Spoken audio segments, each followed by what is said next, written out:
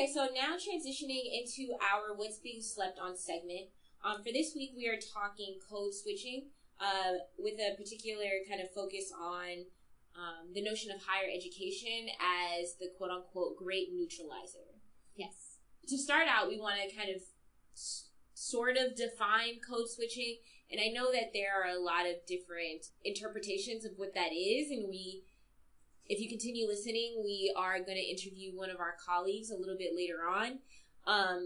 But just generally, code switching is kind of switching between varieties or variations of language in conversation.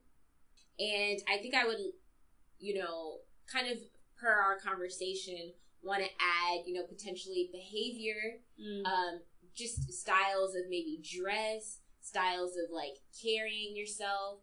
So if you switch between spaces or switch between conversations with folks, or maybe even in the same conversation, you switch in and out of ways of speaking, ways of like maneuvering your body, different behaviors, different thought processes, all of that is kind of included in what it means to code switch.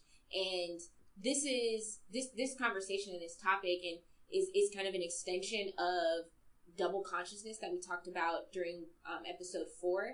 And this general topic is something that's really near and dear to both of our hearts because it was really kind of the motivation for starting this podcast in the first place, really thinking about ourselves as not just women of color in academia, but women of color in academia who are from backgrounds that like we legitimately study. So yeah, I mean, we come from I don't know, we're both from the hood. We come from I don't know if the trenches is a good word. Yeah. But yeah, just our backgrounds. I mean, statistically, demographically, we're not supposed to be here.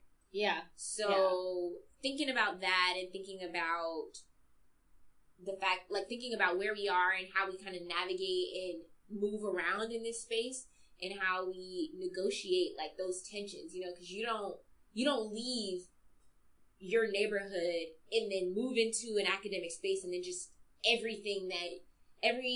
all the ways that you were raised, all the things that you've seen, all the things that you experienced, all the people that you know from home, those people don't just drop off. Those are still very much part of your life. And those things shape the way that you think and the way that you move around in these new spaces.